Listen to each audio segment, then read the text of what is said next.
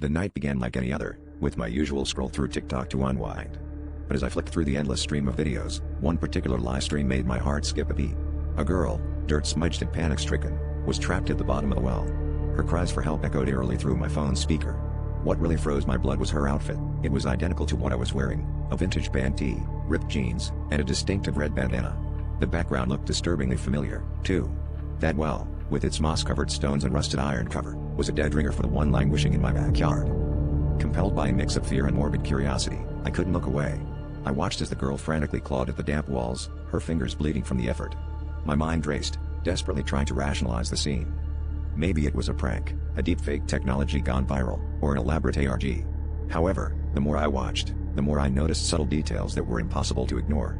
The chipped paint on the stones, the overgrown weeds, every detail was too precise. It was as if someone had replicated my backyard, down to the last blade of grass. Unable to shake the feeling of dread, I rushed outside, my heart pounding like a war drum. As I stood at the edge of the well, the moonlight casting ghostly shadows, I heard a faint echo of my own voice. I peered down into the darkness, and my flashlight caught a glint of something metallic, a phone, just like mine, lying at the bottom. The girl's cries were now silent, replaced by the unnerving sound of my own breathing echoing back at me. I felt a cold breeze, and the red bandana I wore slipped from my neck, fluttering into the abyss below.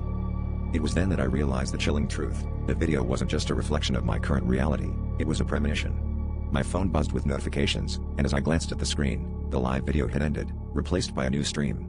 It was me, standing at the well, looking down into the void. My reflection smiled back, an expression I hadn't made. The screen flickered, and the words "your turn" flashed before it went dark. I dropped my phone, the clatter echoing in the night, and backed away slowly, knowing that some doors, once opened, can never be closed.